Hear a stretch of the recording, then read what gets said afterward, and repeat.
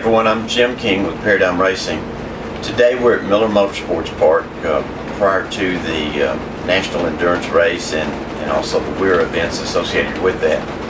It's a rainy day, and so we have a couple of moments, and often we're asked about our data acquisition system and several of the things that happen with that data acquisition.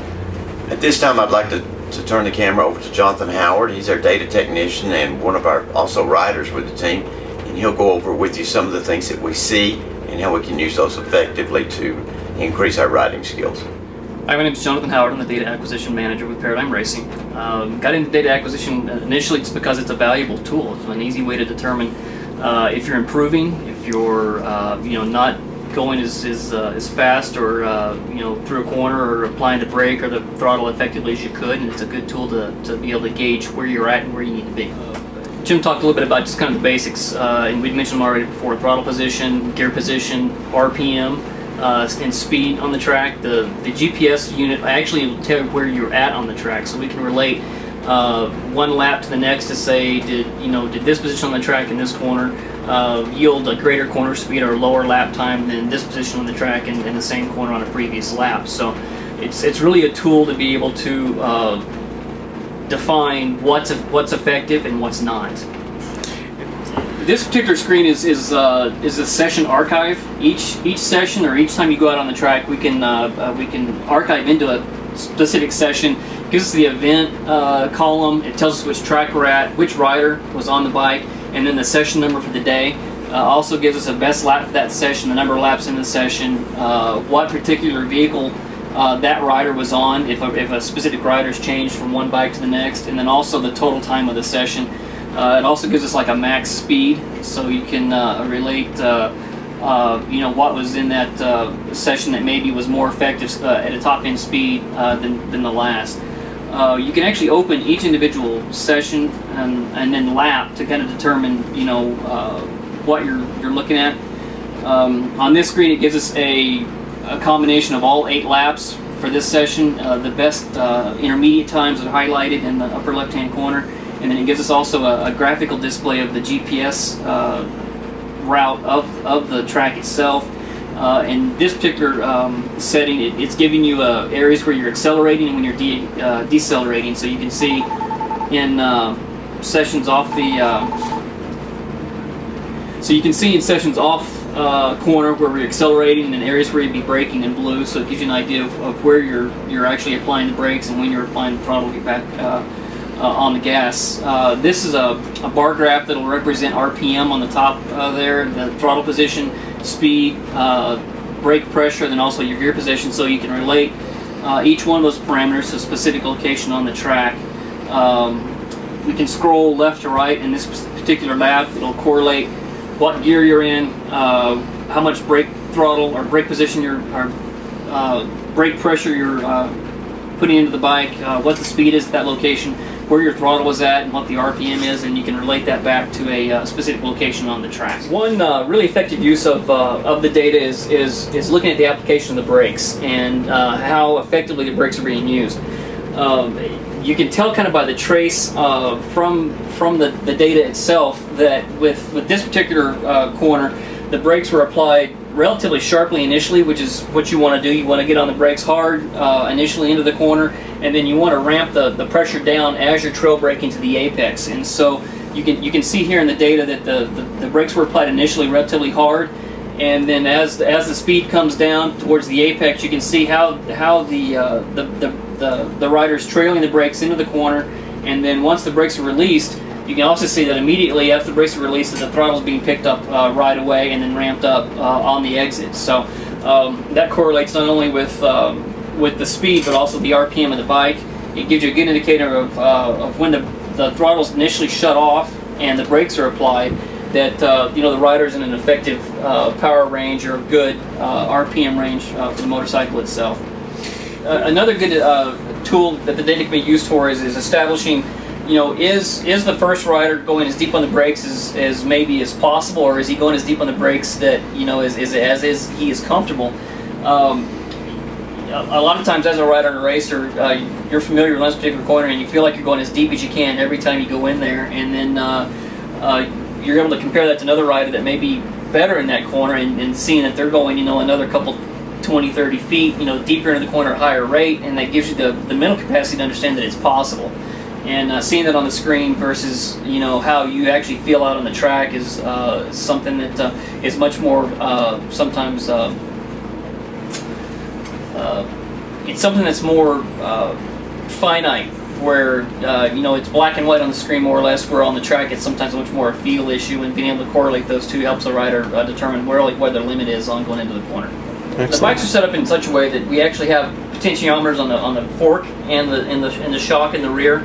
We can tell initial ride height and how much the bike is actually loaded in the stroke, just with the bike in a static position. From there, we can actually see how the bike transitions from the brake to the throttle. How much, you know, does it compress the shock in the rear? How much does it compress the forks in the front under braking?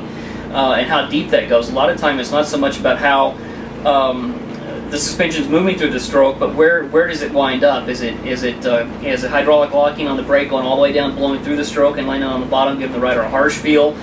Is it not compressing enough in the stroke, and then that makes it more difficult for the rider to steer the bike through the corner? A lot of times it's the same with the shock in the rear. Is the shock too soft and compressing too much on the gas on the exit, and it raises the front of the bike up and makes it difficult for the rider to finish the corner, and causes a lot of traction issues, and it wears the tire poorly? Or is the shock in the rear sometimes too stiff, and that is same situation? You have an issue with traction and wearing the tire because the tire is not effectively contacting the surface on the exit. So it gives us a lot of ability to correlate, you know, yes, the tire is torn on the left side, why is it tearing? Is the rider not effectively applying the throttle, or is the suspension possibly the culprit? So it gives us an idea of being able to narrow all these parameters that affect you know, the different parts of what has to happen, you know, in concert, that you know, maybe one thing affects everything else, and it gives us the ability to narrow what that one thing is. One of the most effective uses of the data is it's in black and white. It's pretty clear that you know, as Jim had indicated earlier, hey, I'm on the throttle, I'm on the throttle stop all the way up the front straight, this thing just won't pull, or I'm having issues keeping up with the guy in front of me, and we go back to the data and say, well, Jim, you know, you're only getting at 85 or 70% open in the front, and that's why you're not effective. That's why you can't keep up with the guy ahead of you, or you know, I'm waiting to brake marker 4 to pull the brakes. In reality, you're actually pulling the brakes before the first brake marker kind of situation. So it really kind of gives the rider the ability to understand what his perception is versus what reality is, and that way the rider can really give you more effective feedback, because he can kind of shift his perception to what really is reality, and that way he has a better understanding for what the bike is doing and what we need to do to help the bike perform better. We're going to talk a little bit about doing a lap comparison, and the two laps I have on the field are about a second apart. And you might wonder, kind of in a situation, you know, where did I lose time or where did I gain time? And this is a pretty easy way to understand, you know, where you gave up some time or where you gained some time from one lap to the next. A good indicator sometimes is throttle position. And this portion of the lap, it shows that on the faster lap, I picked up the throttle. This is actually 2 of my laps, almost 5 meters further back in the corner than I had the lap prior. And really, what that indicated, it was resulting in actually a higher exit speed in the lap corner. So just that little bit of extra throttle in the position makes almost 12 miles an hour difference mid-corner. And corner speed equates to faster speed down the track, which means that you're going to produce a faster lap time. Another good indicator is sometimes how much you're using the brakes and where you're using the brakes. The slower lap, there's some areas of this corner, for instance, here into turn 1, applied almost 50% more brake pressure into turn 1 than I had the lap prior. In doing that, it really, same situation affects your lap speed.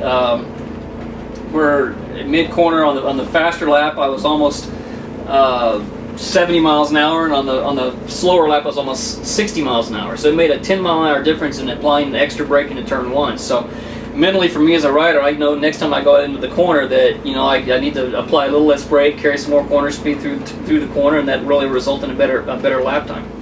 One thing that is a common kind of misunderstanding, or maybe something that's not always correlated with data acquisition, is really your ability to go back and kind of bench race or analyze what you were doing during a race or during a practice session. This particular screen in our Starlane system gives us the ability to actually replay from start to finish the whole session. It graphically, and kind of on one shot, will give you your gear position, your throttle position, These are our suspension potentiometers and indicate how they're loaded or unloaded. Also gives you speed, RPM, kind of all in one base setting. You can choose in the center portion where it actually gives you graphical representation of the track, you know, which particular channel you want to see, and it'll give you a color breakdown on what that particular channel is doing at that portion of the track. It really gives you an effective way of understanding visually what the bike is doing, all in one picture, and understand that if, you know, for whatever reason, you know, that specific lap the throttle wasn't opened early enough, or you didn't apply the brakes too early, and gives you an ability to kind of break down the whole session as a whole versus looking at just individual pieces. On the flip side of that, you have the ability to go back as well and kind of break the track into individual portions and say, okay, this lap in turn 1, you know, I applied the brakes here, my lap time resulted here, I had this type of lap speed. Lap 2, lap 4, lap 10, you know, as the tires are going off, as your fuel load diminishes, as your fatigue increases, it kind of gives you an idea of how consistent you were in that corner through the entire session, and gives you the ability to give yourself a baseline for what you can improve on the next time you're at the track, or, you know, the next session out. A lot of times, relative to how much you ride, you may be difficult to recall what you did at this track last year, and having this type of data to be able to go back, it gives you the ability to start where you left off, or pick up where you left off, and not necessarily make some of those same mistakes and make some of those same tuning improvements that you had to make last year this year. So it gives you the ability to kind of compound your progress, you know, each time you come to a track, or each time you come to that particular corner, or each time you know, you ride a different section, different race. Weather always plays a part into it. The type of compound you're running plays a part into it. And as part of our data acquisition, we archive all of that, so we have a reference to understand, you know, what the conditions were that weekend, and how to move forward the following race weekend or the following session, so that you have the ability to improve without having to you know, redo work that had already been done. Yeah, it indicates here I1, I2, I3 in the finish line. We break the track into roughly 4 sections, and then compare those split times, you know, lap to lap, session to session. And this particular screen has the ability to pick your best split out of your entire session, your entire race, and then give you an aggregate time, or what your best theoretical lap would be. The best lap, total lap on this particular session was 1:34.07, but if you combine all the best splits from the entire session, it's actually almost you know, a half second better, 1:33.63. So it gives you an idea of what you actually are capable of if you could string all of those, the ideal lines, ideal performance in each one of those sections together. So it gives you a kind of a baseline of what you're capable of if you can just make that happen for the entire lap. What the data does is it gives you an ability to physically understand what the bike is doing versus how the bike feels. Sometimes, because it's harsh, you may think it's because your compression valve is too stiff, but in reality the fork is at the bottom of its travel, and so it's harsh in the corner because it's not been able to cycle through the stroke. So the data gives you the ability to understand that relative to what you feel like the bike is doing. Awesome. So how does the data relate to you know, a lap time, or to, you know, your ability to be consistent? And really the data more or less takes something that's maybe intangible, or in that it's how the bike feels, and puts it into something that is tangible and says this is what the bike is doing, and gives you the ability to relate that weekend to weekend, session to session, and that way you can be more consistent in your settings, the more consistent in the feel of the bike, because you have something that's physically you've had the physical ability to relate it back to something that's tangible, you know, a specific number of sag, or a specific number of how much did the fork move over a session, a specific number on how much that shock compressed, and then the feeling that it was good, or the bike steered well, or it was stable under braking, and then be able to relate that back to a specific lap time.